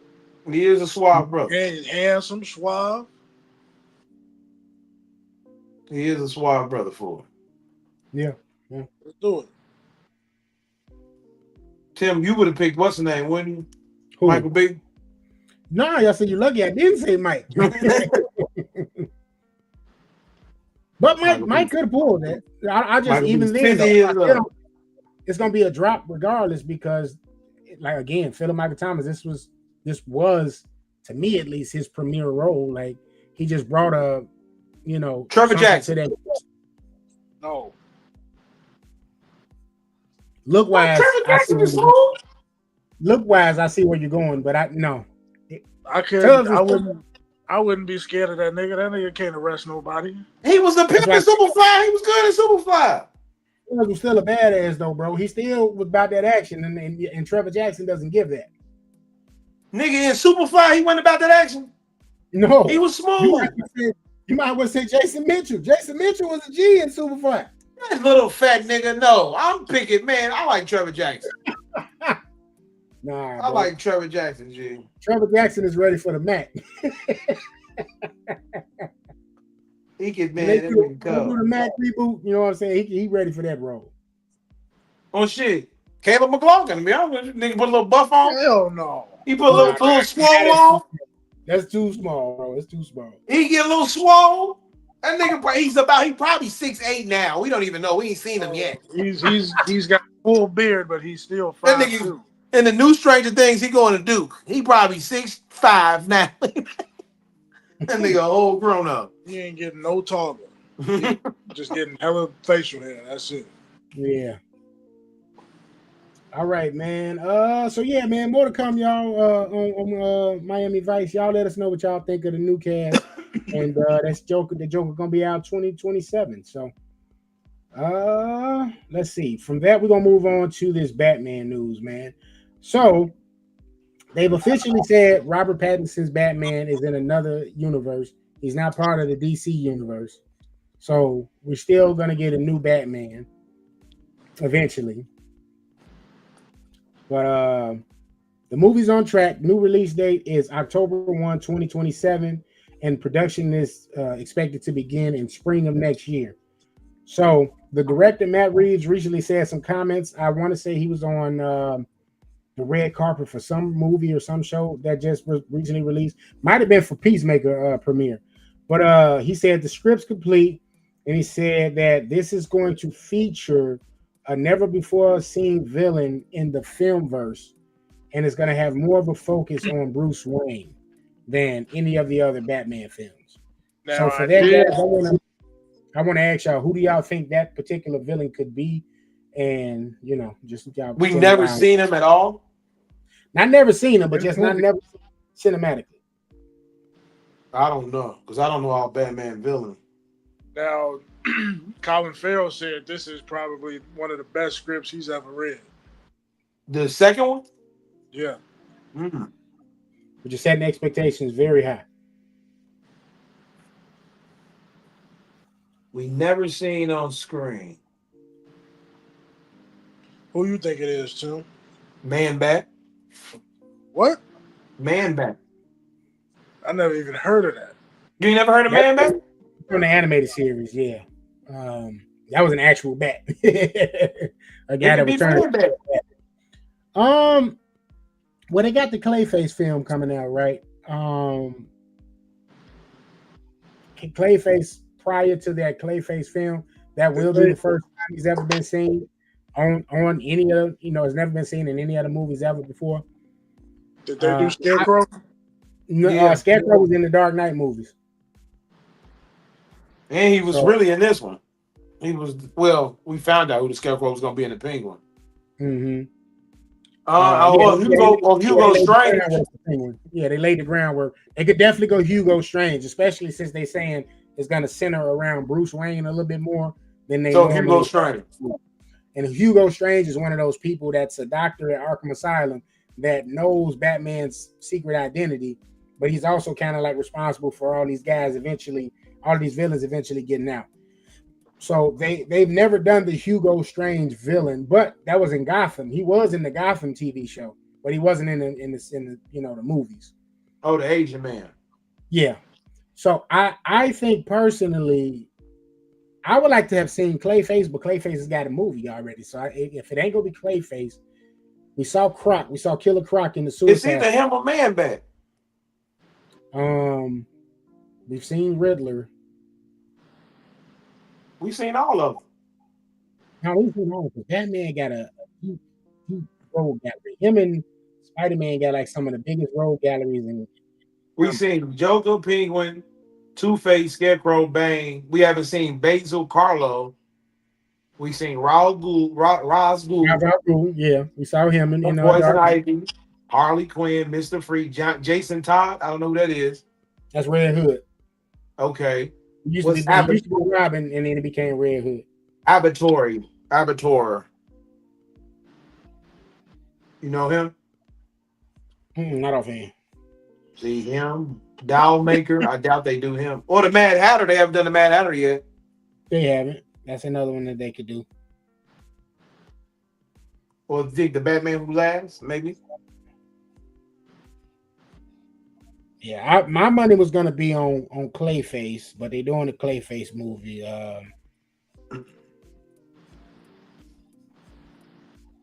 We got Mr. Freeze. We've seen Mr. Freeze too. So they got Black Mask, but Black Mask was in the Harley Quinn movie. You got Calendar Man, that's like a serial killer. He's more based in like reality. So he would be like a more reality-based type of villain. You got the Hush villain, Deadshot. We've seen Deadshot though. Firefly is another one. The Phantasm, but the Phantasm was in the animated series movie we saw. Lady Shiva is probably one we could see because they definitely do use these women as like adversaries with Batman. But yeah, if I had to guess right now, I would probably say Professor Hugo Strange. I would probably say Professor Strange. Yeah, I'm gonna go with that too. Strange. I still want a Riddler show though. Like I think the groundwork was laid there. It's an easy layup. I don't know why they're not doing it or haven't announced it yet. But I guess if you're gonna do another Batman, you want to go too far deep into this Elseworld Batman, you know what I'm saying, and continue to build that universe, and you got to go and build another Batman universe already. Would you make Riddler old or young if you did the Riddler again? I'm keeping him young, like they got him in the Batman. I think the approach they did with him was, even if they were to change it a little bit, kind of keep him that same age, just make him more, I guess, traditional Riddler than what we got there, because they kind of made him in that like a serial killer. So, which the Riddler does do demonic like serial killer-esque things with those puzzles, but he wasn't like a full-on just serial killer. If you kept him kind of older, I would like to see James Carrey do it again. Like a return? Yeah. Like, or just the older. Yeah, he's the Riddler, but this time, they may have made him older. He's kind of different from what he was in the old. You know what I'm saying? But keep him as the person playing the Riddler. That's what I would like to see. I mean, aside from like the comic antics, like I think Jim Carrey did a good job as Riddler. I do think he did a good job there. So I wouldn't be mad. I wouldn't be mad if they did do that. I mean, I think it's too old to bring that charisma to it, though. I think he could do it. Jim Carrey's still crazy and still. I think it would be more of he would probably, at this point in the game, it would probably be more of a serious type approach to it. Like, what was that movie he did? Was it 13 or something? It'd be dark humor. If he was to be humorous, it'd be like dark humor. Yeah, it wouldn't be like the slapstick Jim Carrey no more. Right. It would be like, it would be a more darker role in the performance. It'd probably be more like the Mr. Robotnik shit. He got silly though. In the third one, he made him silly as hell. As the Riddler, I mean, I guess he would have to be though. Yeah. But if you go off the Riddler that's in the Arkham Knight games, he wasn't necessarily. He was just sarcastic as hell, but he wasn't a, just slapstick funny type guy. Like, you know what I mean? So, well, who are some of y'all? So P saying Hugo Strange. I'm saying Hugo Strange. What about you, B? I'm looking at this dude, Hush, which is a surgeon for Arkham. He was one of Bruce's childhood friends. And Hush had been rumored for a very long time to be a part of this movie, so that could very well be it as well. That could be it too, yeah.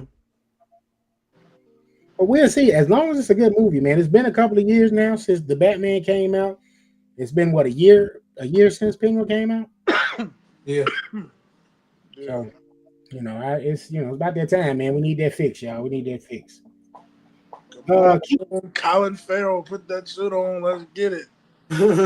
Alan said he's supposed to return too in the Batman 2, but his role ain't gonna be as big as it was in the Batman. So we'll get him for a hot cup of coffee in Batman 2, but it won't be like super long. As long as we get another season of that Penguin.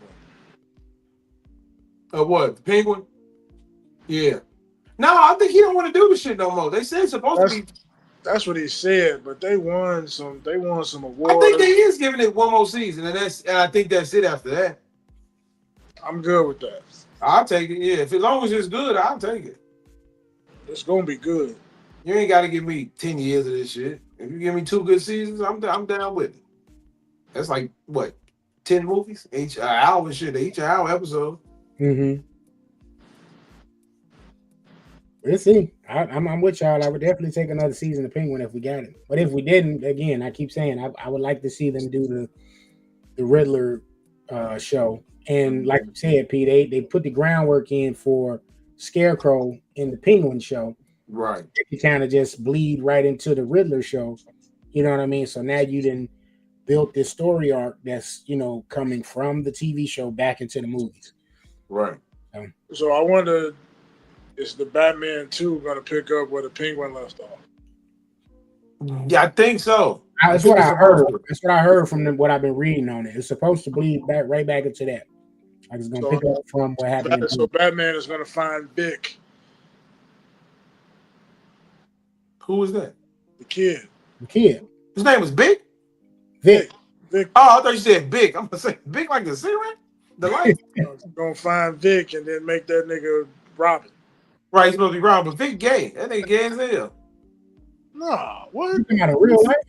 No, in the show, he did some gay shit. He liked some nigga. It was a nigga in the show he was liking. I don't remember Vic being what show? What you talking about? You talking about the Penguin? He had a girl.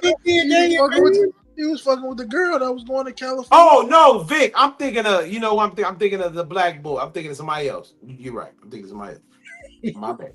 I'm thinking of the other. What the fuck is he? I'm thinking of the other boy from the movie. My fault. Oh man. We're gonna keep it Warner though, man. Warner Brothers apparently is for sale right now. How much? Right. According to a new report from Puck News, and I saw this also on Deadline, it says Netflix is one of several companies that has begun putting in a potential bid for Warner Brothers and its assets, including everything DC. So, depending on where the Warner Brothers lands, this could affect the DC films going forward as well. Another potential company is Paramount Global's Skydance Media, which makes one of these two one of the most likely landing spots to acquire Warner Brothers. Y'all better keep tabs on Dame Dash. Boy, he about to put his bid in. Fuck it up. Warner Brothers weak as hell. Do paid in full remakes and Paper Soldiers and all kind of shit. Dame Dash is not a chairman of Warner Brothers. Superman gonna be in Harlem. Right. Superman of Harlem starring. Who's gonna be there? Richard Pryor with Superman. Remember Richard Pryor was in Superman movies? Dame gonna put himself in that role. He's gonna put sorry, Mike Epps. It's gonna be Wood Harris.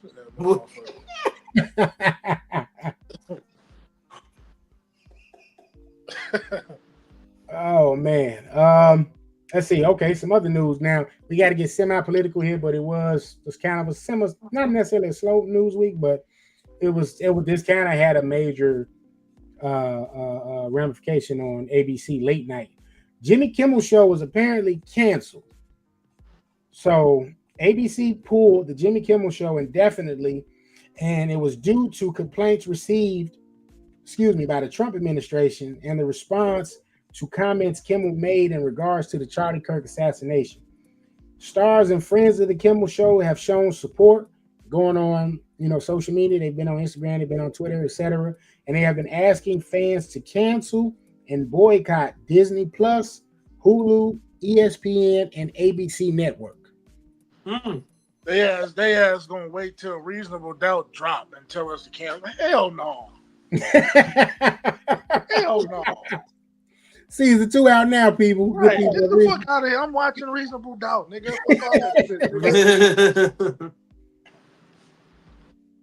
crazy. Yeah, But I did hear they lost about $4 billion. Damn, for real? Yeah. So people have been standing 10 toes down. Yeah. Man. It ain't really a lot of shit to watch on Hulu. Hulu, right? They supposed to join Disney. Disney ain't got a lot of shit to watch either. Hulu got a lot of cheap ass movies. Yeah, they have been making a lot of like original content as of late. Anything, and they have that like they said, because it's part of the ABC, umbrella. They have those shows that are produced by ABC, and then you got stuff like Reasonable Doubt that are like that's a Hulu exclusive, right? I think that might be ABC. Yeah, I think that's ABC. Okay, so I know I was watching what was that show? What was it? Will something. But I was watching that on Hulu too. But yeah, man. So I guess rest in peace to the Jimmy Kimmel Show. But MAGA did their big one apparently on this one. They got my main man's put out of business, bro. Jimmy Kimmel Show is gone. All right, well, I guess we're going to get our man Adam Carolla and get the Man Show back popping. Adam Carolla, Man Show. Ziggy Zaggy, oi, oi, oi. Wasn't that shit on TBS? Was it TBS or was it? Comedy Central. I was going to say the Spike Network. I thought it was on one of them. No, it's on Comedy Central. Right before Insomniac with Dave Attell. Shout out to Adam Carolla too, man. I don't know if y'all remember or not, man, but he was like one of the first like celebrities that like posted something or like a comment on one of our original like posts on social media. Who? Adam Carolla. For real? Yeah. Wow. Yeah. Shout out to him. Shout out Adam Carolla, man. I had to go back and find it for y'all to show y'all, but yeah, he was definitely one of the first people. Him and Isaiah Washington when we did the Love Jones directed. I remember Isaiah. I remember Thomas Jones. I remember Freeway. The evil brother. Freeway said that? Yeah. I remember Lil Rel blocking me for no reason. He didn't get blocked a couple of times. Motherfucker. And I wanted to shout that nigga out. He got a Tubi comedy special that was pretty funny, but fuck him. We ain't gonna talk about who I got. He said the jukebox. God damn it, P, running your mouth.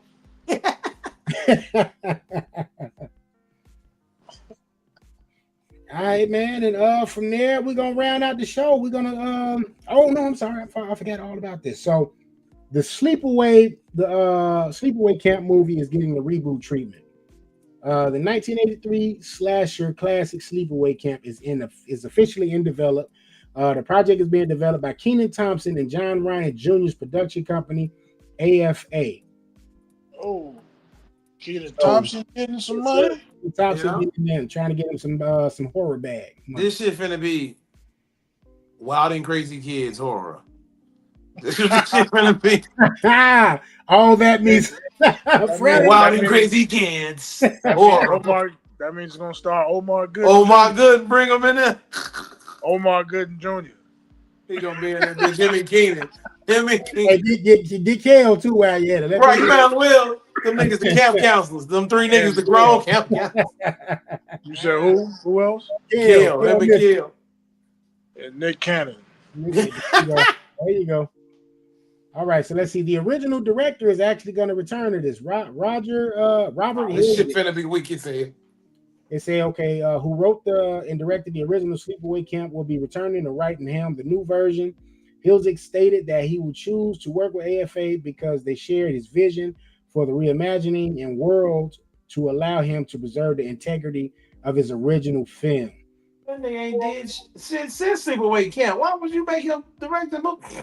So they did three of them. They did three of them jokers. So here's an update to the original movie's plot twist. So y'all remember what happened in the original movie, right? Not really. Okay, so first things first, if you ain't seen it in a while, it's on Tubi, I believe. Yeah, it's on Tubi. All three of them are on Tubi. Yeah, it's at 82% of Rotten Tomatoes. Wow. Yeah. So, the update to the original twist. The original film's infamous and transphobic third act twist has been a point of controversy for decades. So what happened was At the end of the movie, the little girl turns out to be a boy that his aunt started making him dress and act as a girl because her daughter died. So we don't find out that the Alice character is actually supposed to be a boy until the end of the movie. Boy, I gotta watch this shit again. I don't even remember none of that. Yeah. So that's why I say watch it again so you can see it. But they say some entertainment commentators have suggested that a modern remake provide an opportunity to handle the subject with more sensitivity and explore the true horror of being forced into a different gender identity. Oh no, I'm cool. I don't want to watch it now. Fuck that. If that's what the movie. That's the horror of the movie. Is want to be gay? Like what the fuck, man? I want to see. Still, you know what I think is going to end up being like that they movie. I don't want to see it. Like that's stupid. Like no, come on. That they flavor. That was good. That was cool. I liked it there because that was something different. I haven't seen something new. But if you're gonna repeat this and now you in the camp of get away from being gay and making them straight, now I don't want to see that shit, man. Come on. Yeah. Let Kevin Bacon get his shine on with that one. That's KB's movie, man. So that's how I'm thinking it's gonna be. But they saying they may go the route of a non-binary character this time around. So politically correct. Like But I'm excited to see it come back though, to see if they can make this work. I mean, if they could make that type of thing work in 2026 rather, I think this would be the time to do it. I don't think they need to change it too much, but they did say they caused a lot of controversy, I guess, back in the day. So, I did. Yeah, it came out in '83, but but yeah. So I'm gonna watch it again though. Yeah, and then for it to be Kenan Thompson, I thought that was kind of cool. Horror does seem to be the formula for a lot of these production companies as of late, like as an entryway into, landing production deals with film companies. You know what I mean? You can get a good, and by Sleepaway Camp being such a known but small IP that you can acquire with no problem, I think it has all of the ingredients there to be a hit. And you could be honest, they could probably just put this joke on Hulu. They could put it on any of those because a lot of those type of films come out now on these streaming apps. They don't necessarily got to come out in theaters. Right. Because that has a cult following, but it doesn't have like a major following like a Friday the 13th or any of that kind of stuff. Right. Like I want to go to the movies to see that. So I think, me personally, I think it's going to end up maybe on a Hulu, on a Paramount, or any of these type of apps out here, as far as its home, Netflix even. Mm-hmm. I can see it on Hulu. Yeah. But Keenan, you know what I'm saying, if you need some black, counselors, look no further than good old BlvdAve, okay? We got you, Keenan. All right, y'all, and to round out the show, man, we're going to get the review of him. B, did you get a chance to see it? No, but I watched Black Rabbit with Jason Bateman. Oh, they did come out this weekend. I forgot. I totally forgot. Now, that's a movie or is that a show? That's a series. That's a series. Okay, great. What is that on, B? Netflix. Okay. Well, before we get into the him review, tell us some about that. I like this rugged Jason Bateman. I got tired of the clean cut Jason Bateman. This motherfucker got long hair and beard and shit. But basically he just an ain't shit dude getting in trouble with like some loan sharks, and his brother owned a restaurant and they're using the restaurant to gain collateral to pay back his debt. He in Chicago with this? They in New York. Oh, okay. I saw the background. I thought it was Chicago. Yeah. But I like it. It's good. It's got good. It's not overwhelming. It's got good drama in it. Okay. I'm definitely gonna have to check that out. Yeah. All right. It's almost kind of in that Ozark bag. It had that gritty feel to it. Yeah. It's a little more rugged than Ozark. Okay. I might actually watch that tonight. Superman comes on tonight, by the way, or is it out now already? No, it came out Friday. Okay, Yeah. watch that, y'all. Watch Superman. I'm cut that on before I go to bed. Yes, sir. What's that on Max on HBO? Yeah, HBO. HBO. Yep. All right, then, Pete, the floor is yours, man, and give us your review on him. Jordan Peele, executive produced, starring Let's Marlon Wayans. before you get there and speak the great Jordan Peele name. Let's take that out and let's just put the director name. Which was the director name of the movie is?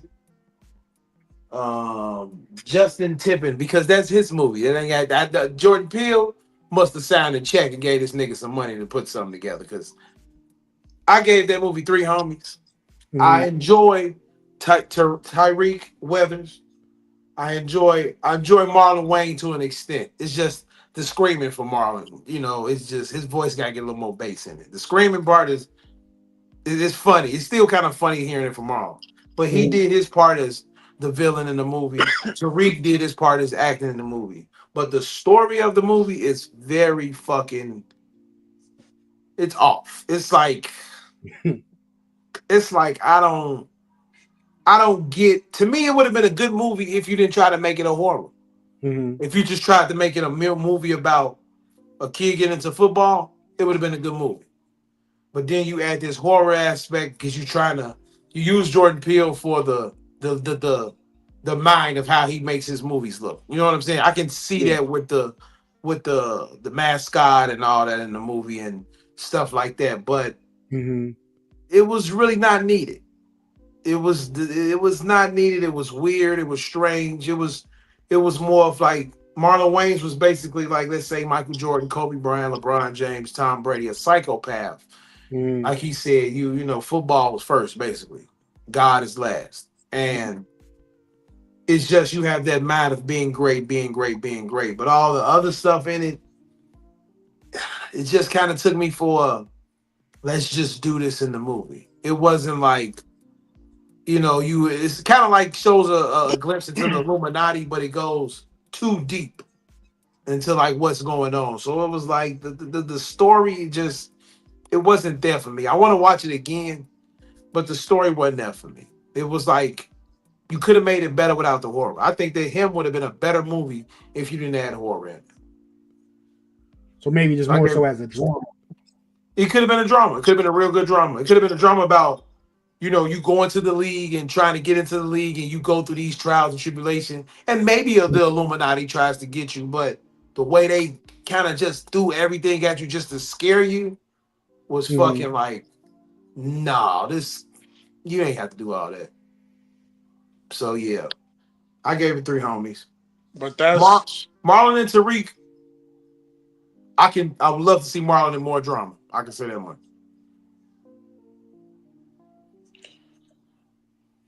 That's all I got for it. That's my gripe with Jordan Peele anyway. Like to be honest, I don't think it was Jordan doing. I think that was the director shit. He's a producer though. A nigga signed a check and gave him some money to put some shit together.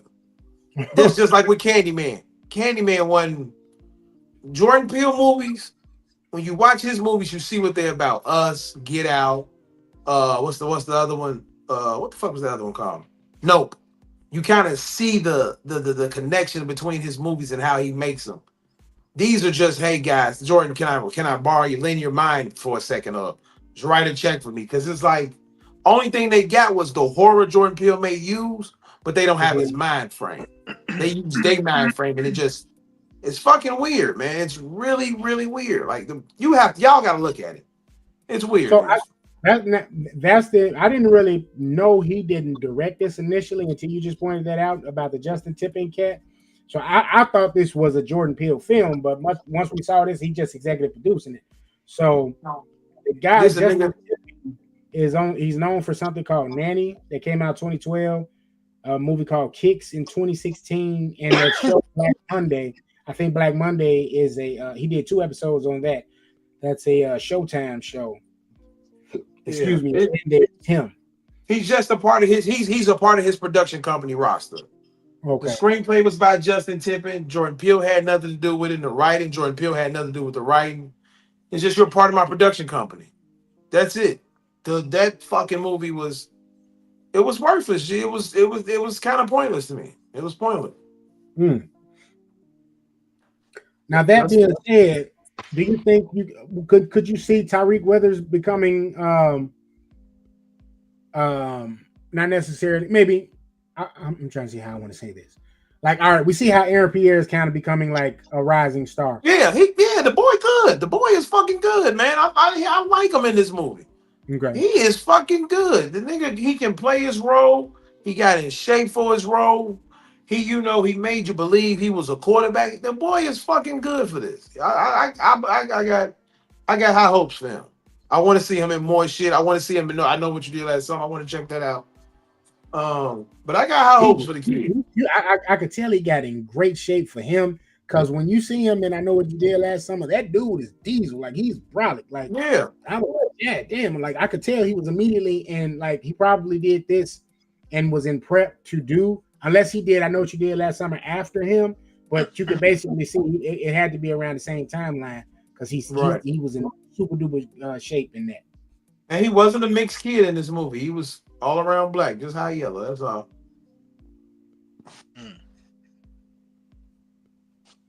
But yeah, that was my take on it, man. I wish. I just wish it could have been a little better, man. They could have gave me more than three. I could have gave them more than three homies.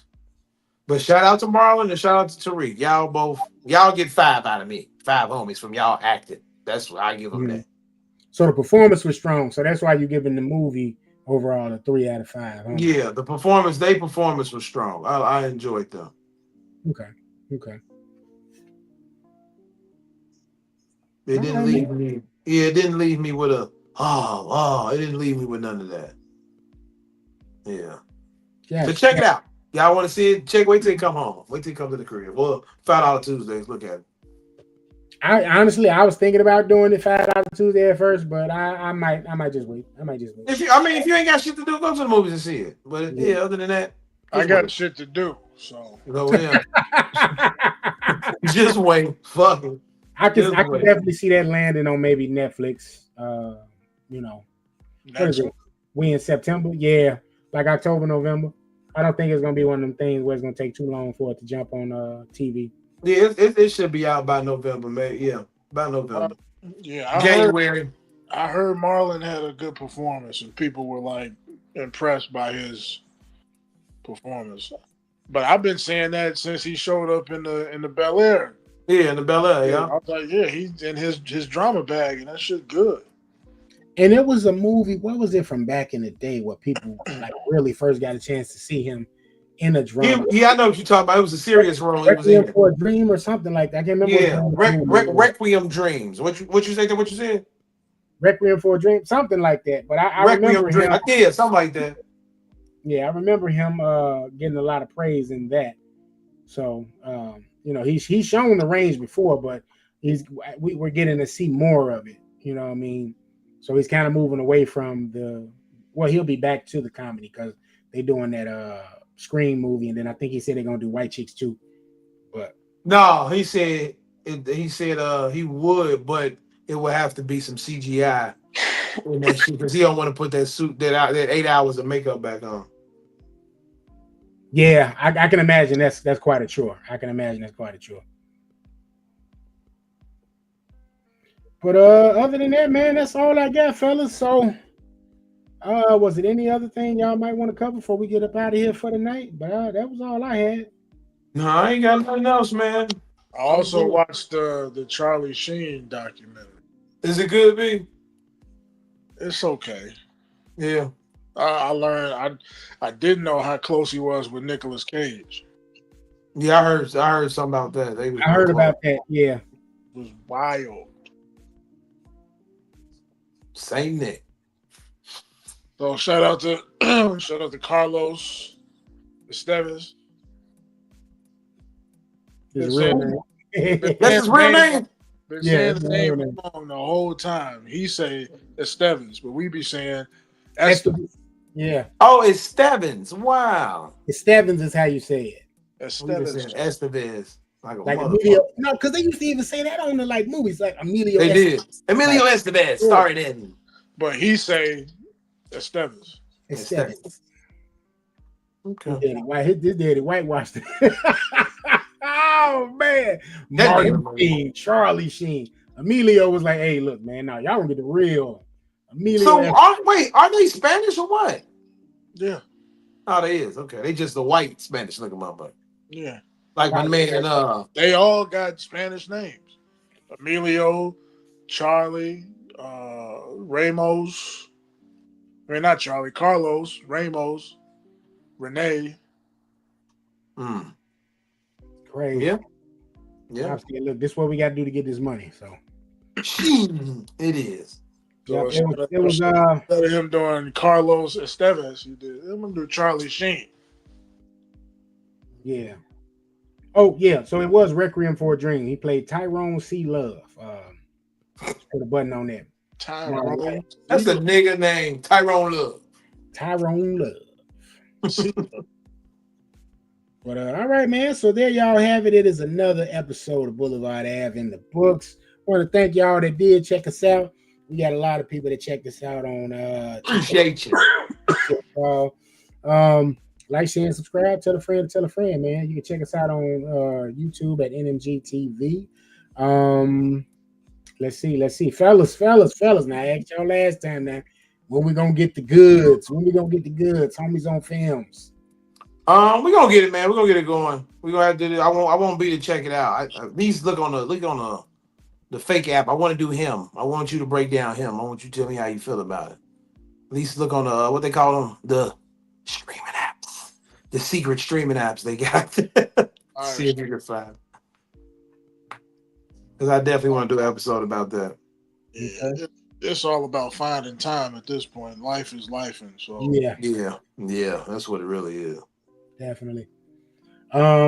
Make sure y'all also check out Hot Take Wrestling every Wednesday, and Hot Take After Dark happens every Wednesday night as well. Yeah, we had a little bit of controversy over there in Hot Take After Dark land, but we're moving past it. I just want to make a formal announcement here that Hot Take After Dark and Hot Take has no dealings in human trafficking whatsoever. The fuck? A very vicious rumor. No. There was some haters, man. It was the best way to put it. There was some haters trying to, stop some momentum, and they did stop some momentum on the Hot Take After Dark train, and they didn't like the love that the show was getting. So there was a segment in the Hot Take After Dark show where my buddy, the other Phil, I say both of the Phils be getting me in trouble, but the other Phil puts the code out, in the comment section for people that want to come on and, say something about wrestling or adulting, because that's what Hot Take After Dark, that's what they do on there. And some guys came on there, a former co-host came on there and tried to shoot their shot. They was from Argentina, and the young cat was 18. The lady is like 35, I want to say something like that. And some people watched it and wasn't too fond of that and felt like we were trying to traffic, and therein put out a post on Twitter trying to throw some slander. But since then, that's been rectified, and so I just had to that's my first time publicly speaking on it, actually. But wrestling show, man. Eric Bischoff once said it before: controversy creates cash. So we'll see. Man, well, let me see what type of shit I can stir up over here. On the ring. You want to know why Carter B had that baby? No. Let me tell you who I'm fucking. Diddy is getting out next week. No. And Boulevard Ave is hosting the Diddy release party. Hey. Yeah, man. Crazy times, brother. Crazy times. Hey, wait, before we leave, would you host the Diddy release party? Me? What? Who, me or just the collective? Just anybody, would y'all? If they hit us up, Boulevard Ave, Diddy's been released from jail, everything, he's not guilty, would you host it? I'll do an interview. You wouldn't host the party, though? If he won, I ain't gonna lie. I'm gonna keep it 1,000. I would totally host the party. If he that nigga paid me, I'm hosting the fuck out of that party. Now, I am ain't I going going to the party, and I'm not doing the interview. I'm not doing no baby oil. That's Look, not some shit. That's not some shit you can just jump into. We got to get like a local celebrity before you just jump to Diddy. Like I'm jumping to Diddy. Fuck, man. Hey. And they gonna say, he got $1 million. Thank you, sir. I mean, I think I would do a good interview because I watch enough of Vlad shit. I was just getting ready to say that we would do a good interview, bro. Like we interview ready. Like I would definitely say that. Vlad be I would do an interview. like, man. So how was the pussy, man? Like, you know, was all this worth it? That's what I want to know. Right. Like, hell yeah, nigga, every minute. Where do you go from here? To the next Love album, Love Part 2. What the album called? Love. Yeah. Love album, right? Put out Part 2. Part 2. That's Well, freaky ass nigga. all right. Well, we're gonna go ahead and get ready to sign out of here, y'all. Thank y'all for coming out. Oh, wait, let me let the guys handle it. But yeah, just thank y'all for tuning in. And BNP, y'all go ahead and take us out, brothers. Thank y'all for coming out. God bless you. Good night. And remember, relax. You got this. And take care of yourselves and each other. And as always, I'm Ron BlvdAve. Peace. Peace.